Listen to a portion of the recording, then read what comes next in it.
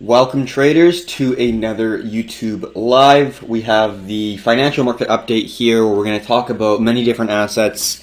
We are focused on cryptocurrencies, but we will also look at gold and silver, oil, S&P, as well as the TX 600, which is like the S&P for Canadian stocks, basically.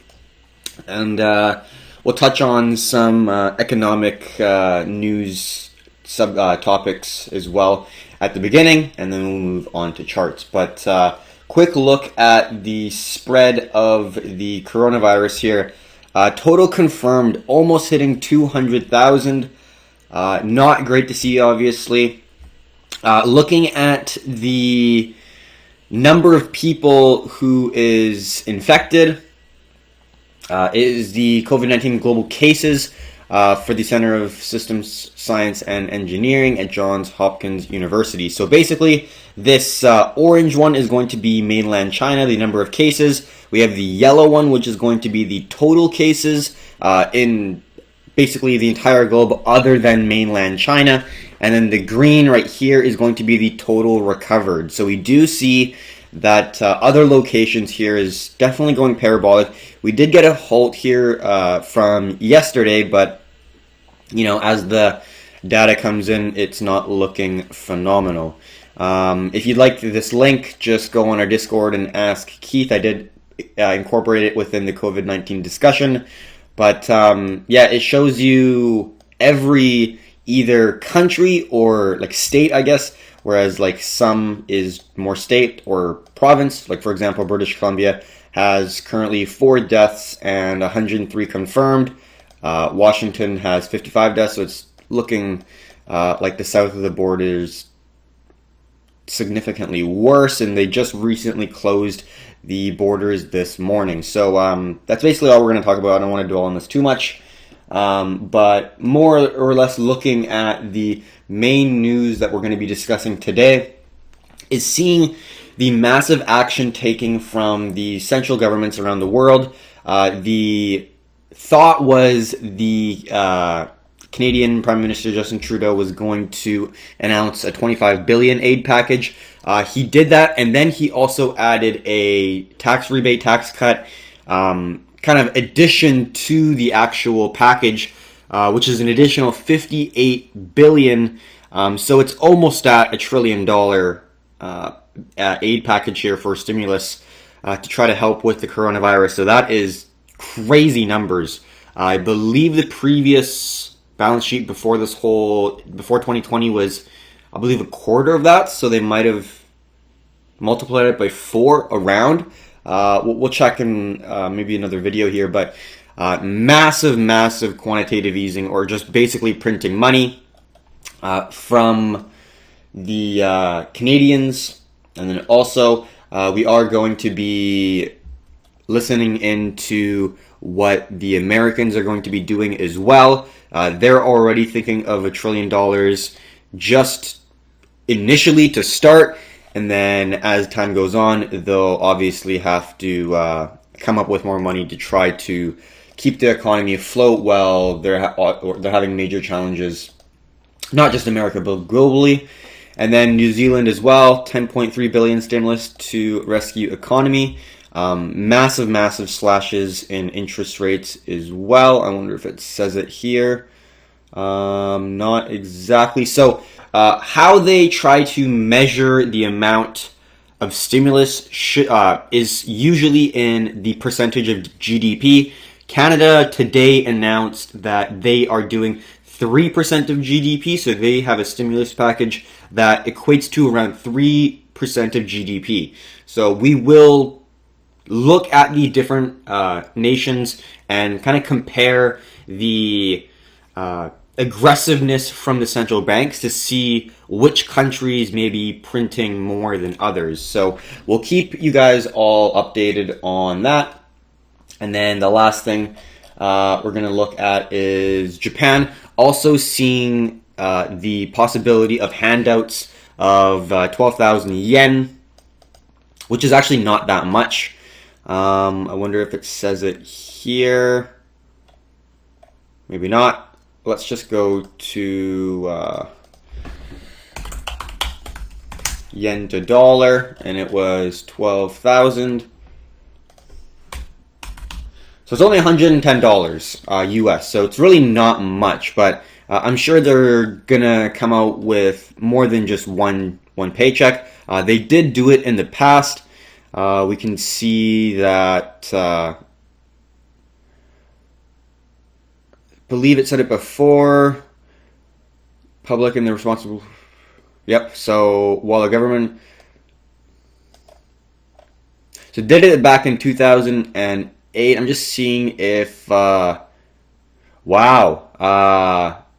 Back in 2009, they allocated 20,000 yen each distributed to youngsters age 18 or lower and seniors age 1865 and 12,000 yen each to others. Wow, they've definitely done it before. It's not like it's an uncommon event, but still, lots of money printing going on, and it's not necessarily a negative thing at this point because obviously people are losing businesses, people are losing jobs, they have no incomes, they need help from the government, and it makes sense if you're over leveraged, if you didn't really have any savings or didn't really think that there was ever going to be a possibility for a downturn because we've had 10 years of basically straight uphill momentum. It's very easy to get caught up in that. But hopefully everyone is staying safe.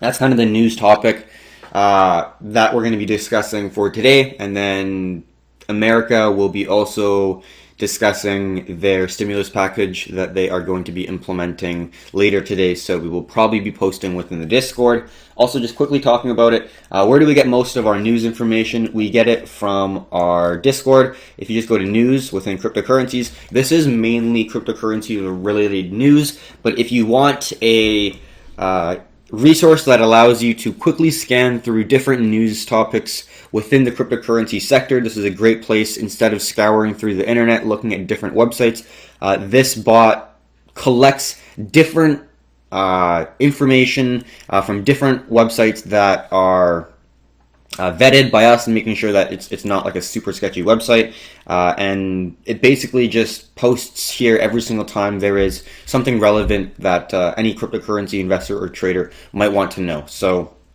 definitely check that out if you're interested. Also, we do post very often about cryptocurrencies. We post about oil, we post about gold, and as well as the stock section is doing pretty well, bumping with a lot of people interacting with one another. So a lot of stuff happening, and that's the first part of the live. We're now going to dive into the charts, always going with the economic first, getting the wider global macro view, and then diving into BTC, and then the alts will be the last thing we're going to look at. Number one thing is gold, and then we'll go to silver, and then oil, and then we'll go to the commodities on the right, or so we'll go to the equities on the left-hand side there. So on the 1 hour chart, what is this green line, you ask?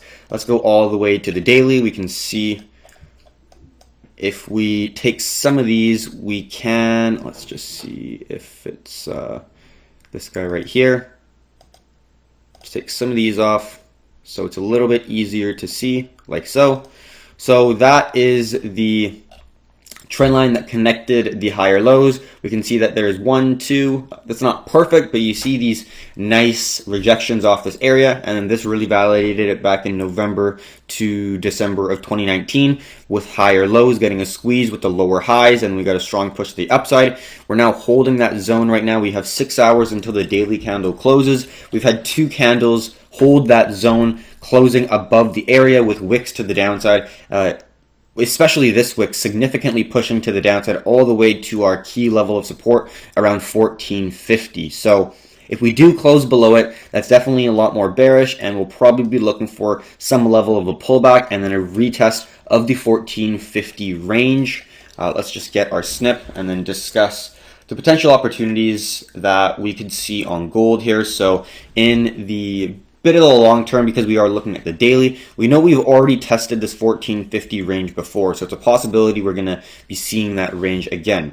As long as we're staying above here, like we've seen with our 2 candles, as long as we're staying above the ascending trend line, I'm not really looking at the market in any bearish sense, because we have an ascending trend line right here, and we have a horizontal level of resistance. We could form an ascending triangle pattern somewhere like that, and then that would be a really good position to be in because we have edge using that pattern.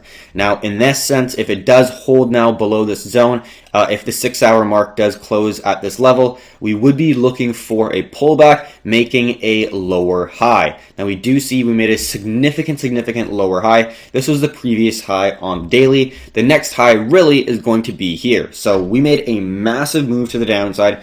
We're probably going to have a pullback here validating the previous support as a new level of resistance, as well as the ascending zone here. And then we can see it was a support to end resistance back in the historic price action. So we got a zone of confluence where we're currently holding, and all we're looking for is if we're holding the zone, we're looking for a pullback validating that previous level of support as a new level of resistance. Once that occurs, we're probably going to test this zone again, maybe as a double bottom. You know, if it goes beyond that zone, we do have this horizontal zone and its ascending zone, creating a level of confluence where we could see the price hold. The $1,400 range is very significant around here to here. Very important zone as a level of demand. So if we do break the 1450, we are going to expect to have some level of bullish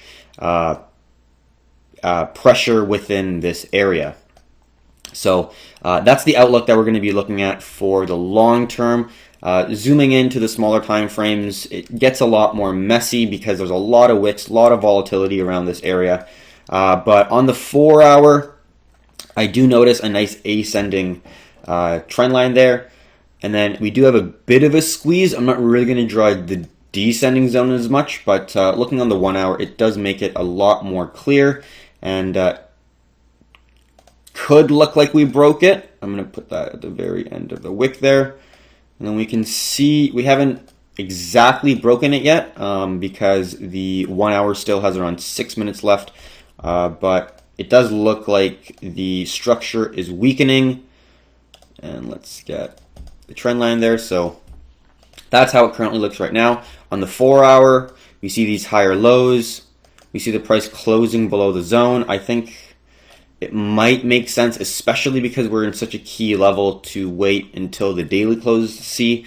But the break in this ascending trend line, for me, could validate a push down at least to this zone. And it wouldn't be a crazy push, but you know, if you are a little leveraged, a 3% move could definitely be something worth trading, as long as you're getting a really good entry and your risk parameters allow that risk reward to be 2, 3, would be pretty good. And if you could limit that risk even more, that's phenomenal, but just depends. And then talking about that squeeze, we see a nice trend line coming down like this. We could probably shift it so it looks a little cleaner, like so. So that is the descending trend line. If we pass that zone, we might get a pullback because this is a massive push to the downside. And if we do break that zone, we can see it's pretty well respected throughout the entire chart here. We have our anchor point up here. We have our first validation that it could be a potential level of resistance. And then this area right here back in yesterday really validated this area of resistance. So then now we're getting a squeeze in price. Let's talk about it yet again, where we have an ascending level of support and descending level of resistance. Anchor point, first touch, 1, 2. So we have 4 touches in total, making it a valid zone. We know that there's going to be sell pressure within this area. We have an anchor, we have 1, and then we have a second one there, making it 3 touches, so it's a potentially dependable zone. And we're basically getting a squeeze here.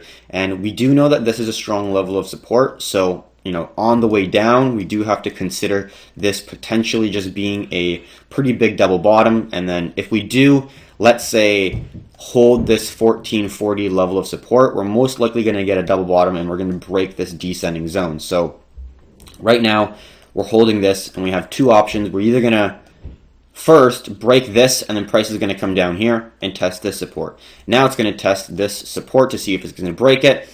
Probably going to get some level of a squeeze with this descending zone. So it's just a matter of, if you are going to short from this area to here, do you really want to hold that pullback potentially and have that drawdown? If not, maybe you want to just have that quick scalp. If you're willing to, you are risking not seeing the squeeze fully through, so you'd be kind of prematurely entering the market. So it's just a matter of how much risk you want to be taking on, depending on the probabilities of entering before the break of this horizontal zone or after the break of this horizontal zone once this major squeeze is complete. But this also is a squeeze because you do have an ascending zone and a descending zone coming together. This is the apex.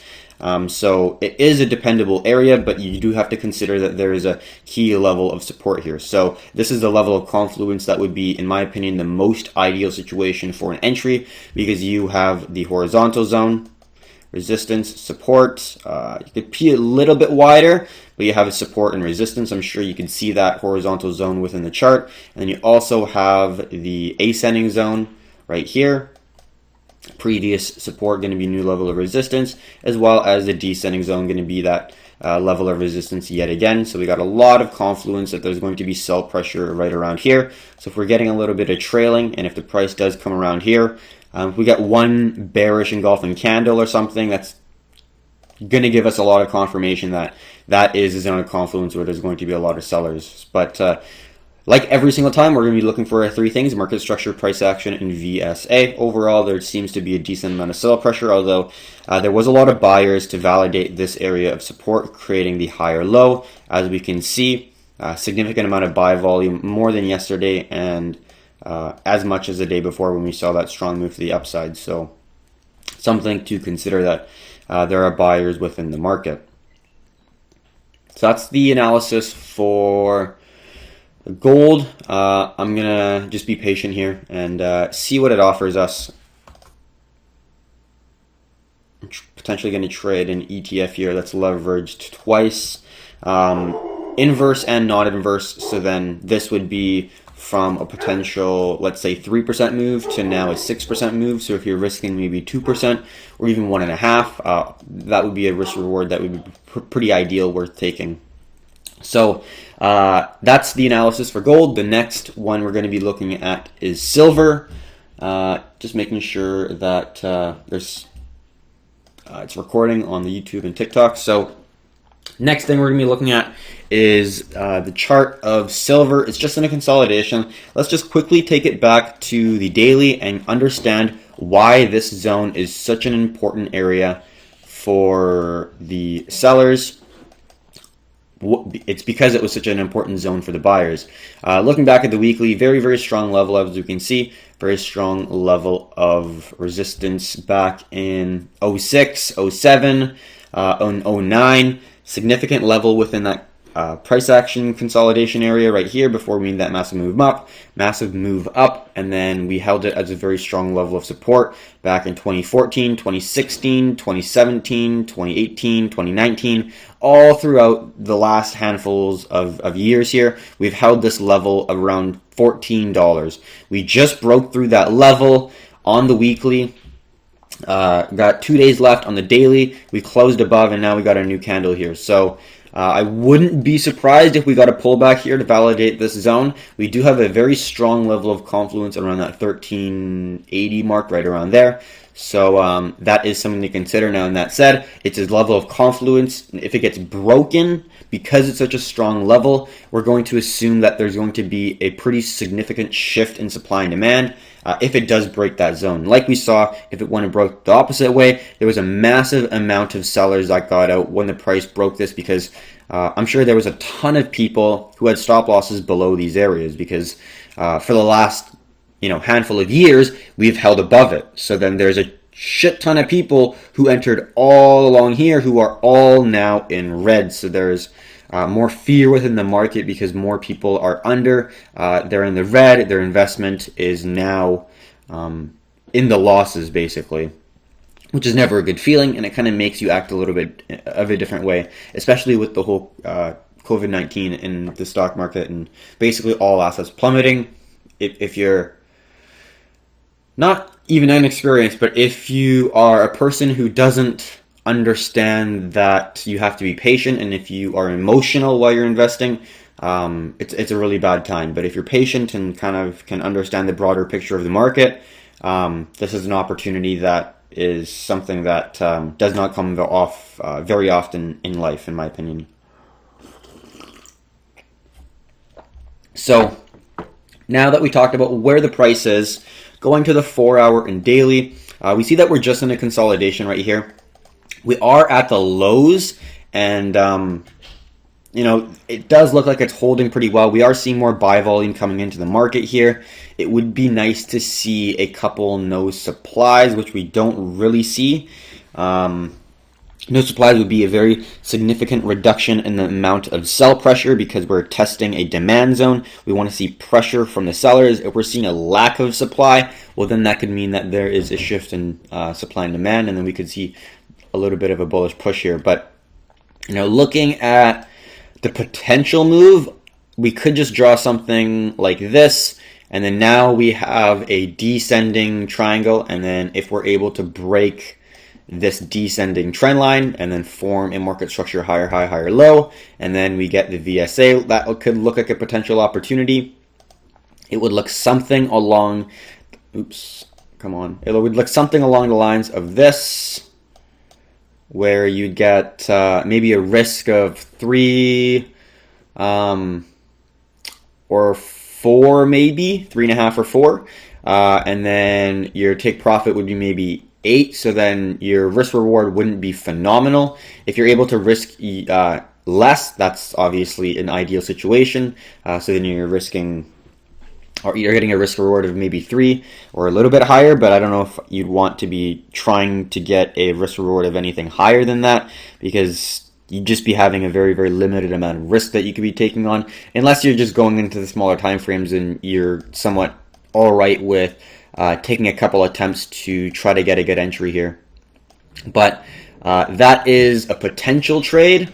We can even just draw an even more descending one here if we really wanted to, just to find where a potential reversal point is here, because we've tested this low multiple times. We know that there are buyers here because we had the initial rejection, very aggressive with lots of buy volume. When we came back in again, we saw yet again lots of buy volume with a massive rejection wick, and then for the third time we see yet again the sellers tried to break it for the third time, and then the bulls, with that wick down, we can see that the bulls pushed it right back up, holding that nice level of support at around 11.9 or 11.85, somewhere around there. So right now, let's get our snip.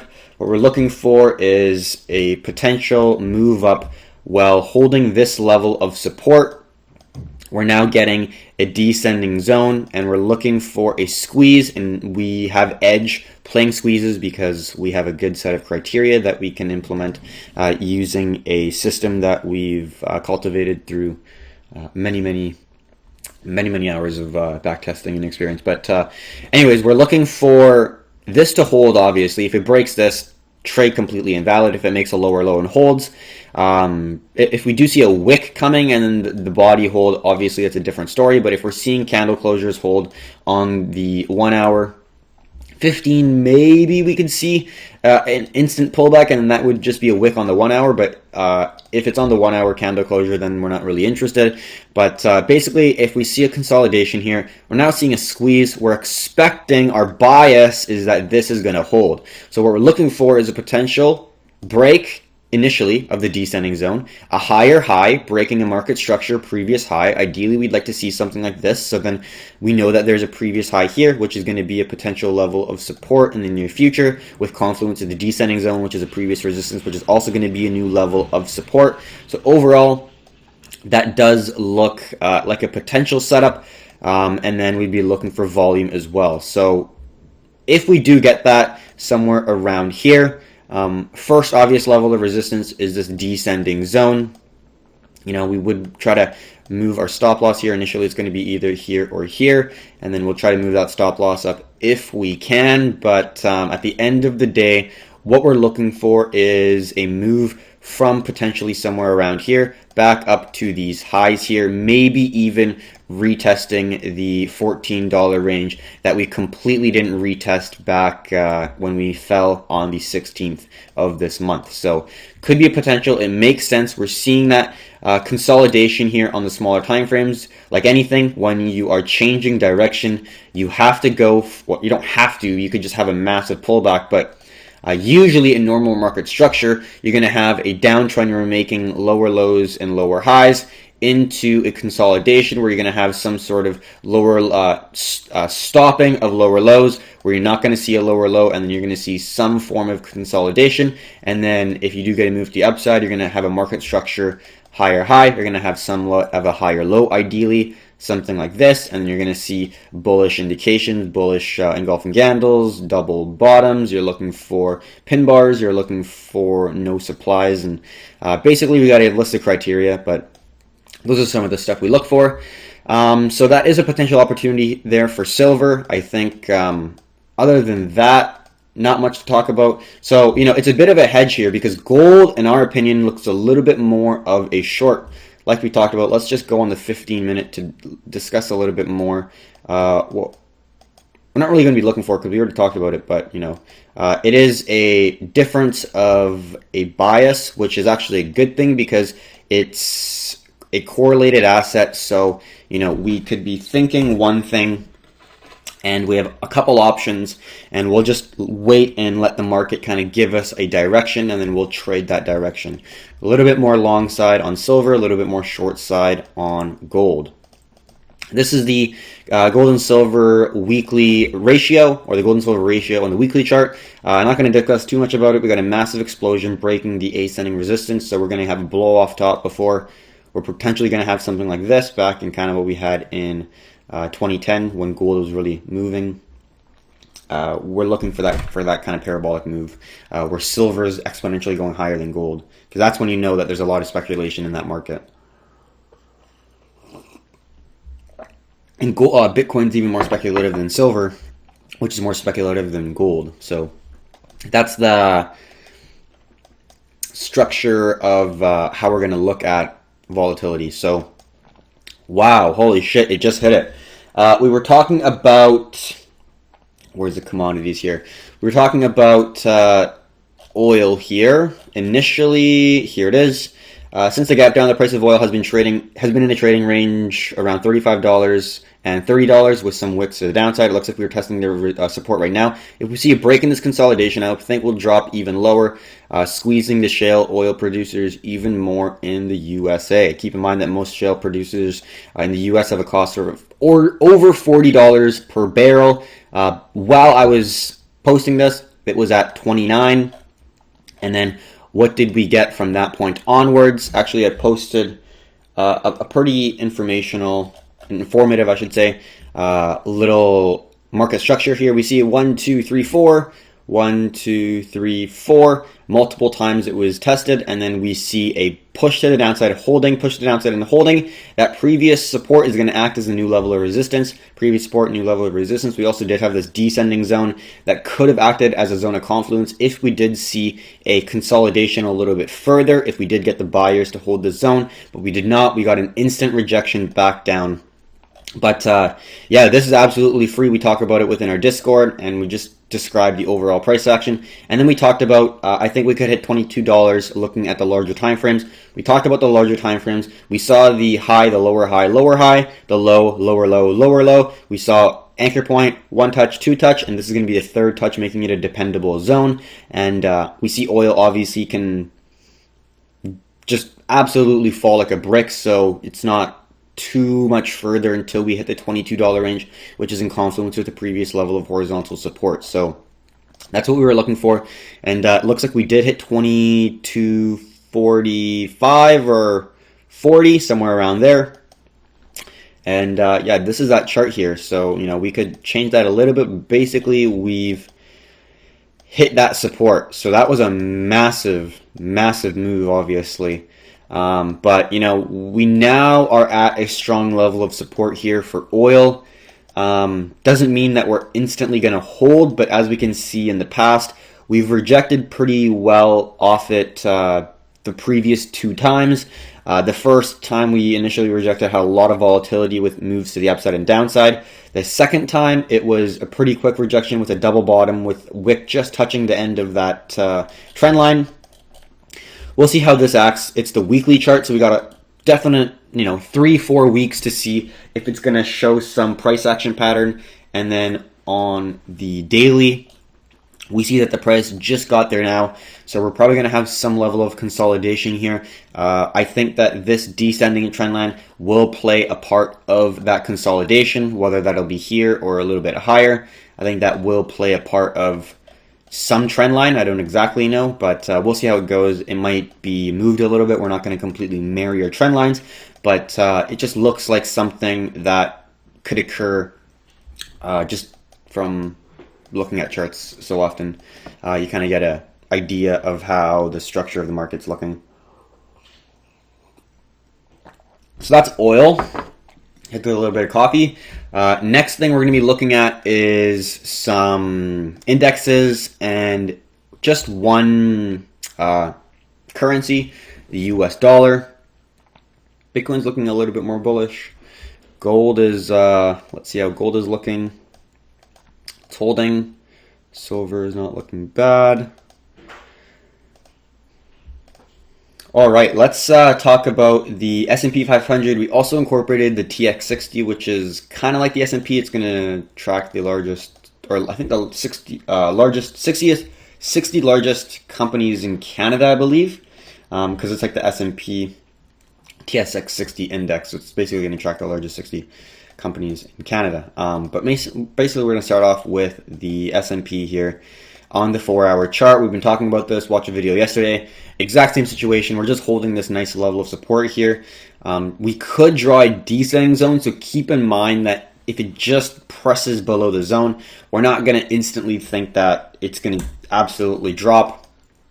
It is squeezing here, because if we draw this zone right here, we can see that it's a squeeze. Could mean that this squeeze is going to be a potential pop here to the upside. We'll see how it plays out. It wouldn't be too surprising looking at how far we dropped. I wouldn't be surprised if we did get a bit of a pop here. Looking back at 2018, we saw a very, very strong move to the downside, not really seeing any buy pressure here coming into the market as the trend goes down, and then kind of all at once after that one massive day on December 26th on Boxing Day, we saw a rally that really shot up the price. That surprised me, at least. I don't know about other people, but that definitely surprised me at how quickly it recovered. So we see that the volatility both to the upside and downside is pretty immense, where we're seeing, like even right here, we see a strong move to the downside for a couple days here, for actually a month, not even a couple days. It was 7% down, and then we rallied back up basically to its high in 7% in a shorter amount of time. So we're seeing these bursts to the downside, sharp move up, burst to the downside, sharp move up. And they don't always rally. You can see there was a consolidation here. It did inevitably come back to the high. So something to think about when you are looking at the S&P, when you are looking at this kind of funnel here, while we're seeing the price squeeze closer together. I wouldn't be surprised if we got a pullback, but at the end of the day, the fundamentals still are very bearish. The lockdown is going to have some major effects, obviously, for the overall economy. But, you know, people are getting sent checks, and I think a lot of people are still bullish. All over the news, you hear once this virus is complete, we're gonna have a booming stock market. It's gonna be great. We're gonna have so much economic activity going on just right after this coronavirus. But I personally don't think so. I think it's not going to be able to pick back up. I know that sounds a little bit pessimistic, but look at A, how far that dropped, and B, the fundamentals. We've already completely dropped interest rates to zero for the U.S. and just basically globally, and everyone's implementing quantitative easing. It's like basically 2008 in terms of the reaction we're getting from the Fed and basically central banks around the world, and just does not make sense in terms of how the stock market will rise. A lot of corporations and companies are going bankrupt. Stock buybacks were a major part of the stock market boom because a lot of companies got super cheap debt or credit, basically, and it was really easy for them to boost the stock market. and they have options and they have equity in their own company, so they're getting rich off that as well. So it just makes sense for them to do it because obviously it looks good in terms of the stock price, and then also they get rich off it as well. So there's a lot of incentive for stock buybacks, and the companies that did that don't really have any more money to function, so they need bailouts, which is printing more money, and then they don't really suffer the consequences of poor business management, and they just continue doing the poor practices because they get bailed out from the government every single time. So I don't really think that's true capitalism, which is a little bit sad, but that's kind of the world we live in. Not really much more to talk about. We more or less talked about the smaller time frame. We are getting a bit of a dip here. We'll see how the different commodities react. TSX is in a similar situation. We see some clear zones, or not TSX, TX60, but it's basically the index for the TSX, the Toronto Stock Exchange.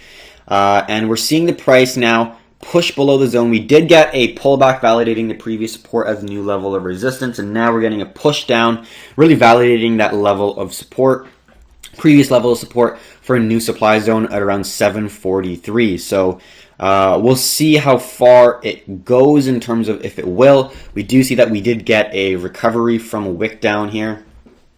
Let's just go to the 15-minute chart. Mind you, this is delayed. Not looking phenomenal. Let's just pull up indicators because we can see some potential no demand and no supply candles. Wow, there's a very little amount of volume here, but we'll see how it goes. I'm not really trading this right now, but it's very interesting to see the price action of different assets and how they're correlated. So that's basically the indexes. The dollar shot up significantly, so this is the US dollar, DXY. Looking at the weekly here, we were holding an ascending resistance zone. We were creating higher highs. We broke it, so now we're kind of exponentially moving up since everyone's trying to sell basically everything and get cash basically, because a lot of assets are falling and people are basically who are over leveraged are getting liquidated or getting margin called. They're basically just needing to pay off debts. A lot of stuff happening, and a lot of people are kind of panicking, trying to get cash and sell assets because a lot of people think it's going to go lower, I'm sure, which I do as well for the most part. So it makes sense that a lot of people are now rushing into the US dollar. Now the question is, with more stimulus packages, will the investors still value the US dollar? Because there's going to be a huge influx of new supply coming in. They're sending every American $1,000. What if that continues for 3 months? Or they're sending more money. It'll be interesting to see how it plays out. And the DXY will give us a good indication of how strong the US dollar is. Did get a blow off top there, but if we get a retracement down and a candle closure, maybe on the daily, we'll see how it goes. That would be a little bit more bearish, but it's a good indication to see the similarities and the comparison of gold and silver and Bitcoin compared to what we're seeing with the US dollar here. So gold going down, silver going down, Bitcoin going down, US dollar going up. And I'm going to keep that right there. So that is the economic side of things. Now we're going to go on to cryptocurrencies, looking at Bitcoin, and then looking at the different alts here. So I'm going to get a little bit of water, a little bit of coffee, and then we'll get started.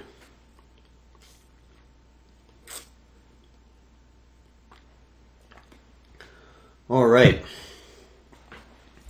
So markets are looking a little bit more bearish here. Gold looking like it could fall. That could be the trade here. Looking at the 5-minute, just very, very closely. We see a nice level of support right around here.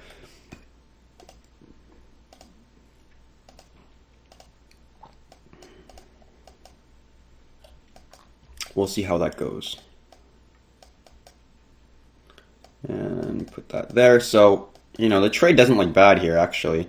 In terms of risk reward, you know, we're risking, let's say, 0.8%, leveraged twice. So 1.6, and then you would be looking at a reward basically at the low there. You could split your take profits. What is the risk reward looking? Oops. What is the risk reward looking like that? Oh my god. Come on. There we go.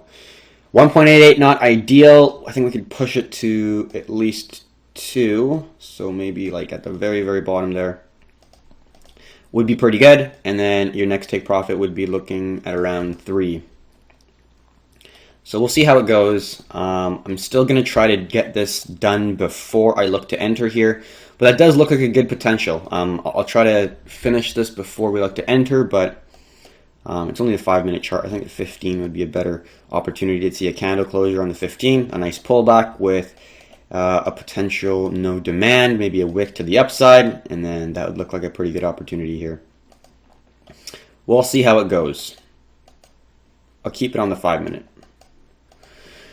Now to go to BTC. Let's take a little bit of a step back. We've already talked about what we're looking for on our Discord here, but like always, we will go over it within our financial market update. We got 2 descending zones. We got this one, and then we have this one. The first one that we're going to be looking at is the exterior of the actual structure of the price action. Anchor point is going to be at this zone, and then we see the price touched the $5,900 resistance, and that's going to be the exterior outside structure of the price action. And then we see another one, similar anchor point, and then we see a wick touch, and then you see it turn it into a support right here, and then turning into another support right here. And that's also actually a confluence zone because we see a low and then a low connecting the lows. You can see that this is now going to be a next level of support. So that is a level of confluence where there could be a more higher probability of buyers. And it does look like it's pulling back right now. We got a nice little level of support right around here, holding the price from making a higher high. So we're getting a squeeze here. You know, we could draw that level of resistance, and it could be a potential ascending triangle right here. So then if we're going to get a maybe breakdown, I don't know exactly how it's going to look, but you know, we are still looking for more short side bias because of the obvious trend. That's basically the overall trade for BTC. We're going to remain pretty patient because it's currently in a very noisy consolidation sideways, and it doesn't make sense to try to catch these tiny moves which you don't have a whole lot of dependability on. To me, it makes more sense to wait until you have a larger time frame structure that allows you to have more dependability because it's a higher probability setup. It's like an A plus or an A, depending on how you value and grade your setups. Not like a C. Like if you were trading 5-minute chart around here, that's a pretty shit setup in my opinion. Unless you're like scalping like $10 or something on just like one BTC or something, but might be a little bit more. But you know, it's not really worth it in my opinion if you're gonna cover the cost of fees, commission, and all that stuff. It just doesn't make sense. Not really going to talk about the 4-hour because the 1-hour basically explains what we're looking for. The 59 is going to be our main level of resistance. Looking at the daily, it is holding our support here pretty nicely. We did talk about this on the Discord. If we do get a push back up, breaking the $5,900 level of supply, we do have another level of resistance that is created from a descending zone. We can see that right here. Right here, we can see anchor point 1, 2, 3, 4, and then previous resistance equals new level of support. That's also going to act as a new level of resistance right here. So a lot of momentum to the downside. Obviously, we had a massive move down. We're going to get some level of reaction, some breath, some exhaustion phase, which is what we're seeing right here. We do see more sell pressure within the market, although that previous massive rejection does indicate that there are a lot of buyers. The $4,200 level is a very strong level of support. Why is that? Previous market structure back in 2018, 2019, end of 2018, start of 2019. At the end of the bear market here, this is the accumulation phase, the initial accumulation phase, and then this is the reaccumulation phases where they're going to kind of create consolidations where you could potentially get nice little entries. But this is the major accumulation phase that we had at the end of the bear market, and this could be the higher low. Now, in my opinion, we're still in a major macro bullish trend. Looking at the monthly and weekly, it's easy to see that you're in a bearish trend if you're looking at the hourly and 4 hour, or even daily. But looking at the overall structure of the monthly, we can still see we're in a bullish trend, and we're still holding the higher low. Now, in that said, if we break above or break below 3K or 31-ish, that's going to be a little bit worrying, because we broke the ascending curved level that I've been talking about for basically months. Also broke the 50-day moving average on the monthly, and broke the major structural low. So then now at that point, we'd be making lower lows and lower highs, like so. So then if we break that 32, we could see 2K, something that we're going to be creating on a macro view, a bullish flag, because it's going to be a series of lower highs and lower lows on a strong push to the upside, which was the 2016-2017 massive bull run, and then the breakout point in which we would call the bull run to commence again would be the breakout of the descending zone. So, it's just a matter of we're going to hold this higher low. If we break it, I do think that we could potentially see this 2100 or even 2K, which would be confluence with right around here. So, that would be right now is a pretty vital area. The $4,100 is a pretty vital area. If we break it, that is, I think, where we're going, is around 2K, which would be obviously not a good situation for the investment side of things, as well as just the entire community as a whole. I think it would be pretty devastating from, the highs of 20K or 19, close to 20K or even 14 back in summer 2019, to what we could potentially see of like maybe 21 or these zones right here where we've tested as levels of strong levels of support here. So we'll see how it goes, like right around here. So that would be the low that we could see come in. If this does get worse, we do have some structural lows that we could see as supports, but we don't ever want to completely throw away a idea of where the price could go, especially because we've never seen Bitcoin or really cryptocurrencies at all, in a economic downturn where there is, economic turmoil occurring, where there's a recession or potentially even a depression that we could be entering into. Obviously, gold and silver have been around for thousands of years and have stood the test of time as safe haven assets.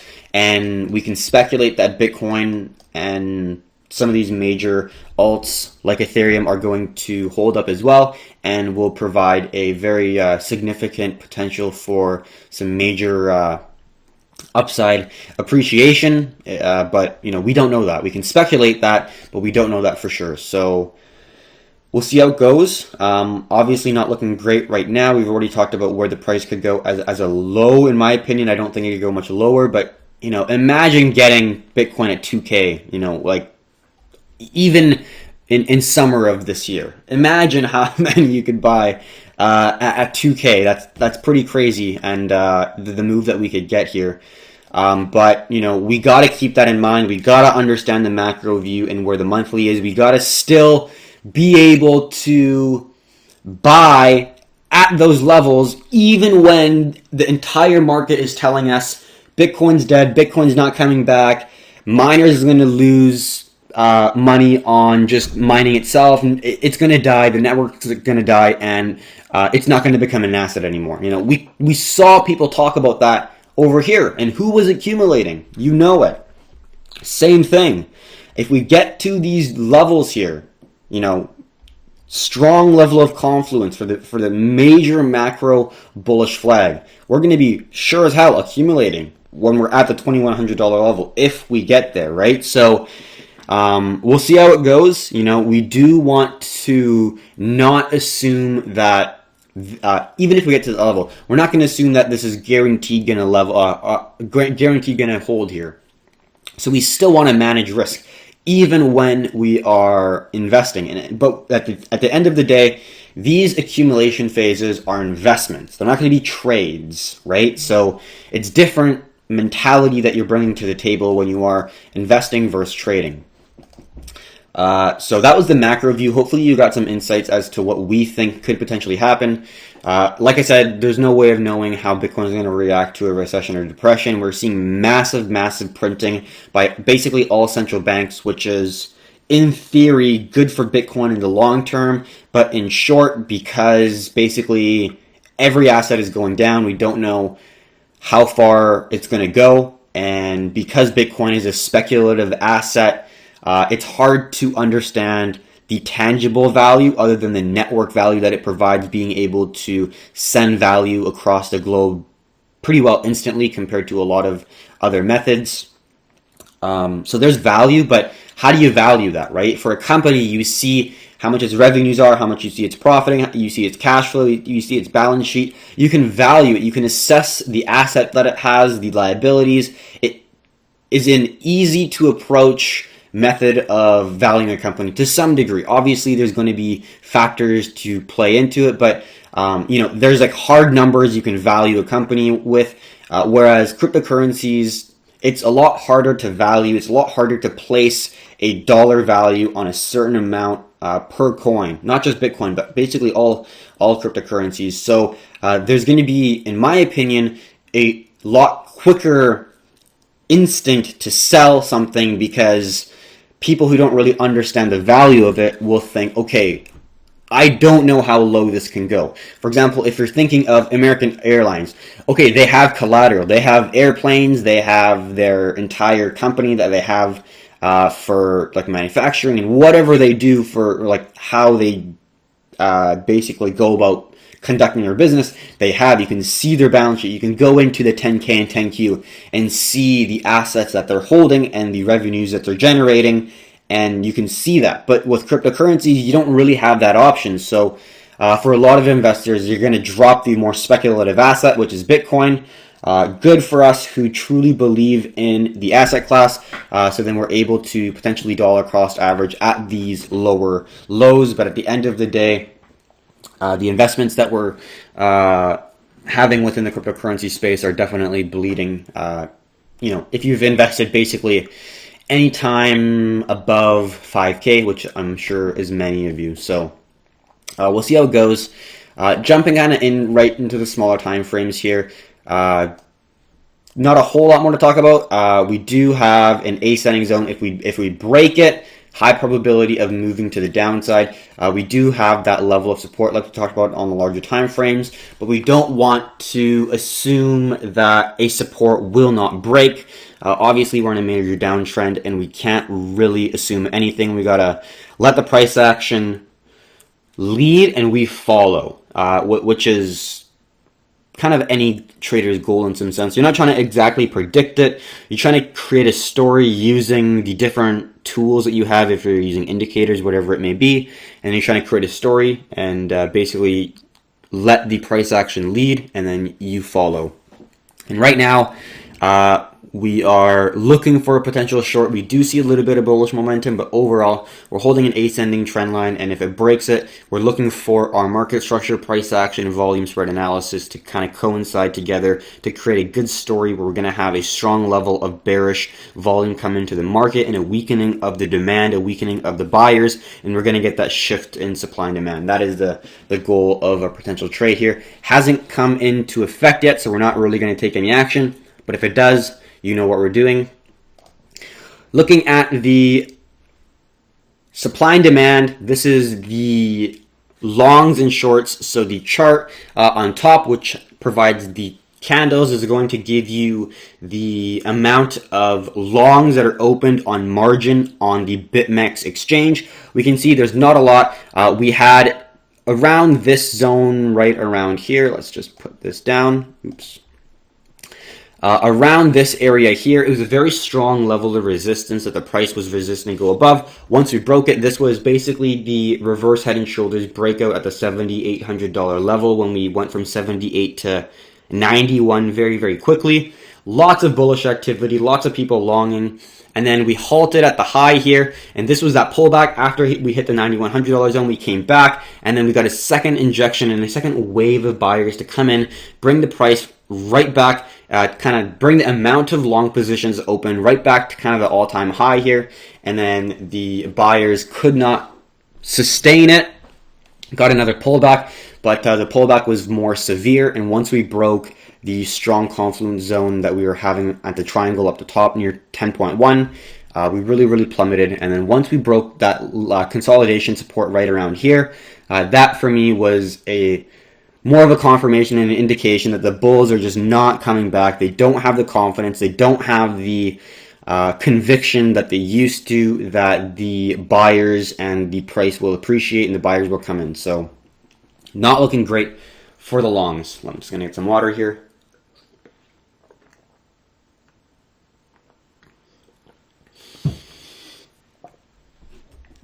All right, for the sellers, we see that it's complete opposite. There was a level of support that the sellers were able to hold before the summer of 2019. So there's a lot of short sellers, obviously. We were in a bear market. When we were moving up in 2019, passing the 6K, 10K, 12K, almost going to the 14K, there was a massive short squeeze, and that's exactly what we saw here. There was a tremendous amount of sellers that took off their positions back in July of 2019 because the price was going parabolic, and we saw the confidence in the sellers get reduced here, getting hit down every single time here, smashed down here in July, back down in September, back down in December, back down in February. But now with the market momentum shifting, we're getting an increase back above the resistance here. So now what this is telling me is it's now a shift in supply and demand. Now these sellers have more confidence. We're looking for more short side bias because the sellers are gaining more confidence, more conviction, and the buyers are losing confidence and losing conviction. So in terms of the positioned opened long versus shorts, the shorts have more confidence and the longs are losing confidence.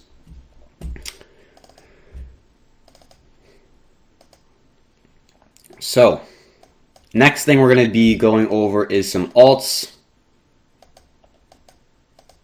S&P is looking not too great. Gold is not looking too great. Silver is looking less and less attractive for an entry, but like always, we're going to be patient. Just got a few more questions here, but I'll ask them later.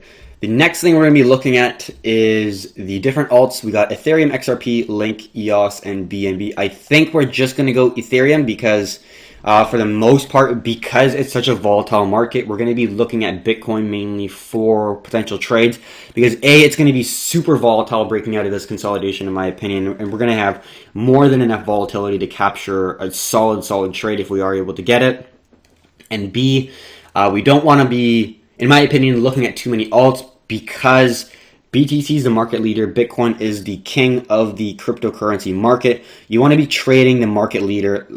It's kind of like trading a small cap alt when there's a lot of volatility instead of trading a index because the index is going to give you a broader market trend, and then whereas a small cap alt might give you a little bit of noise. Could just be one buyer pumping the price up a little bit too much, breaking a key zone, you entering it, and then it all comes crashing down the other way. It's happened. So to me, what I found works best is when you do have fear in the market, when you do have a lot of volatility, a lot of uncertainty, a lot of movement, it makes sense to kind of focus your efforts a little bit more on the large pairs like Bitcoin, Ethereum, Ripple. And then when things get more speculative, when things get more bullish, when things get more momentum to the upside, there's going to be more speculation. There's going to be more people speculating on smaller alts. That's going to push the price of these alts greater than Bitcoin, which then will provide a lucrative opportunity compared to Bitcoin. But when you do have these market breakdowns, it makes sense to short these alts, but like I said, they are more noisy, so you got to give yourself a little bit more room. So in that said, I think we're just going to go over Ethereum and XRP. Ethereum being the first. Let's go over the 4-hour chart here. What I see right now is a squeeze from the larger time frames and from the smaller. On the larger, we can just push this all the way up back here. And that's that larger squeeze that I currently see. The support isn't as perfect, but we see a very well-respected descending zone. Now, what this squeeze means that if it does break to the downside, I wouldn't be surprised if we saw this $86 range get tested as a double bottom here. 24% to the downside. Massive, massive potential drop here. Now, why this zone? Why 85? Looking at the larger time frames, A, we've already tested that zone as a support before, and B, going back all the way in December of 2018, that was our low. That was the $3,200 level of support that we hit on Bitcoin at that bear market low, and we've already tested it once, and we can see back in December, we kind of did something similar. So we had just a wick touch, and then we pulled back, and then we came crashing back down, tested this low again. So something similar is looking like it's occurring.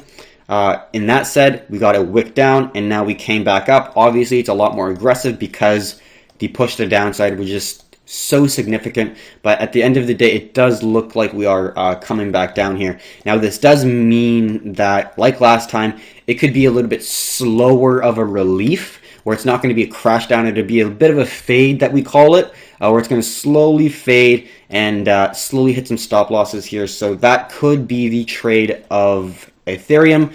We've seen it happen in the past. I wouldn't be surprised if we see it now occur yet again. So what would be the opportunity here? You're looking for a break of these ascending zone. You're looking for market structure to shift. Market structure, what is that? Well, this is a nice level of support we can see right here. You can shift it a little bit, but currently this is the level of support that I'm seeing, but we could shift it just to down there. So if we break this level, we could also incorporate just like here. So even if we just break down to that level, obvious zone of confluence. So we're looking for ascending, descending, and horizontal to come to a special area that we have on the chart, which is around $101. If it does get to that zone, pretty simple trade system that we have in terms of how we're going to play this. We're not really looking for any take profits below the zone because this is such a key area within the chart. We're probably going to be looking for take profits at that zone. Very significant move, over 22%. Risk is going to be dependent on where our entry is. Take profit is a little bit more static or stable and just kind of not really going to be moving much, whereas the entry might differ where the price goes, as well as the risk. If there's a long wick here, we might want to capture that wick, but if it's basically going to be coming down here and then moving down soon from where it is now, it would basically just go at the high of here, maybe at the top of this zone, giving it a little bit more room. So you got a pretty solid risk-reward situation around 4.8. If you want to be a little bit safe, you can increase that risk to maybe 6%, so you still have a solid risk-reward of over 3.5. And that is how we're going to be playing Ethereum. So we'll see how it goes. We'll be looking at the different markets and basically trying to assess kind of the fear within the market in relation to this trade. But that is the trade of Ethereum. I think the 4-hour gives a lot more clear picture of what we're looking for. But, you know, we'll see how it goes. I did draw, instead of this big trend line, I just drew it from here, making it a little bit more refined, as we can see. And then I'm going to put a little projection from this zone right to here, but knowing that the larger time frame descending trend line is there. So we've got to keep that in mind while we have this in place. And I'm just going to refine that a little bit more. And then also going to add a projection to the bottom here. Just like so. So that is a opportunity here that we have for us. Very significant, massive move, obviously 22%, but you know, it's all about risk reward and win-loss.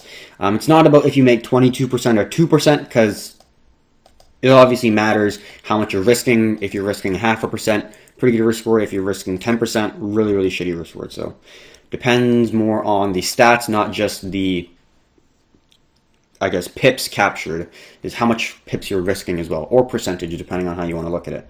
The next pair we're going to be looking at is going to be XRP. Kind of in a similar situation. I did like the structure of XRP looking at the 4-hour. We talked about this yesterday as well, but we do have a very solid squeeze on this descending support here. I'm just getting a little bit of coffee and water.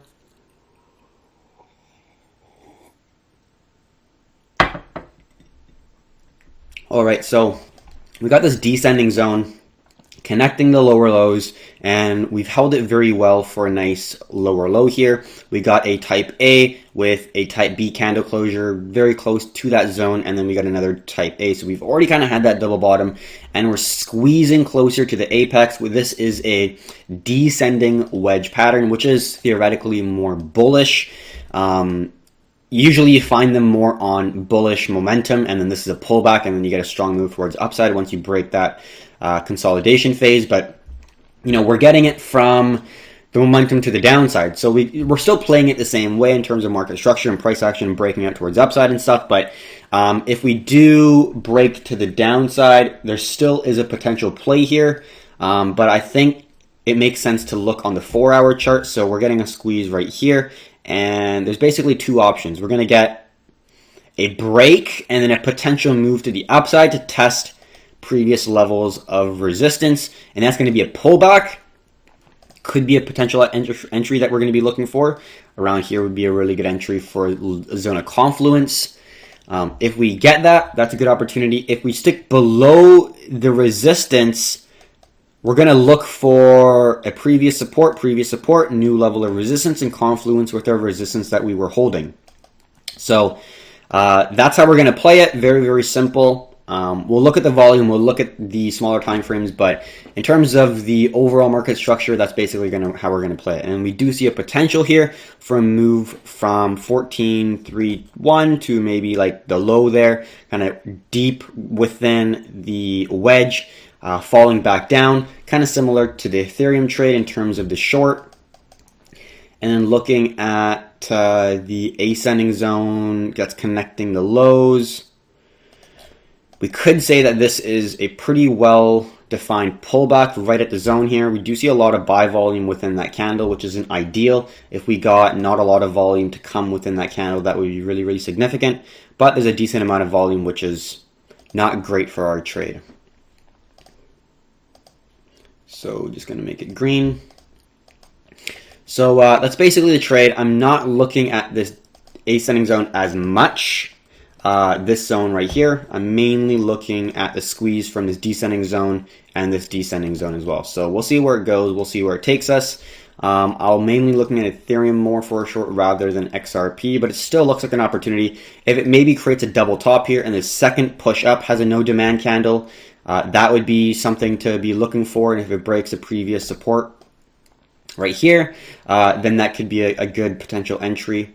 Looking at what we could see here, you know, if we enter right here, maybe like that, that could be the trade that we could be seeing.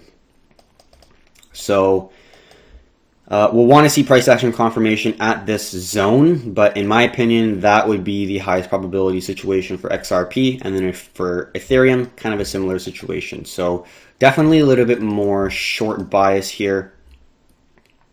Gold pushing back down from an entry that we were looking at. That's our first injection of sell pressure coming into the market, and we'll see if we're gonna get a double confirmation here. So on the hour chart, we did break got 9 minutes until this 1 hour candle closes, so we might get just a pullback on a 15 and then a push down. So we might get that second injection of sell pressure, and that's what we'd be looking for. But it's not looking too bad, right? So that's an opportunity that we'd be looking for. So very, very close to entry. But that's basically the overall financial market update. Don't exactly know what to call it, but I hope you enjoyed it. I hope you got some value from it. I hope you were able to get some level of knowledge, some level of even a second opinion, right?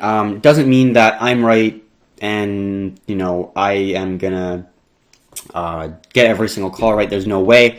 But in terms of if you're a novice trader and you want a good understanding of how we look for setups within the market, I think this is a great, great way for people to understand how we try to navigate through the financial markets.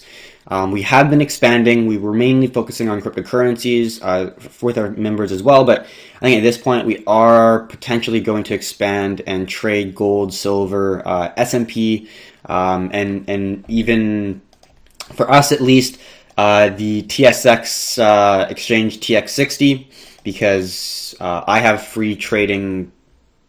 If I trade TSX, stocks are basically stocks that are on the Toronto Stock Exchange or Canadian stocks, whereas it costs money to transfer into the US dollars. So we'll be doing that. There's gold inverse index ETFs and leveraged ETFs, so we can trade commodities, we can trade silver and gold, we can trade TX60 long and short, so that's not a problem. So we will be looking at that. We weren't before, but I think with how much global macro volatility is occurring and what's about to happen, I think this is kind of the start of the huge amount of shift that we're going to be seeing here in terms of the monetary policy, in terms of how economies even structure their monetary system. Very, very bold ideas and thoughts, obviously, I know, but I just think that they're going to not even overreact, but the only thing they have left to do is print money. That's the only thing that's all they're going to do. That's all they know how to do. That's it.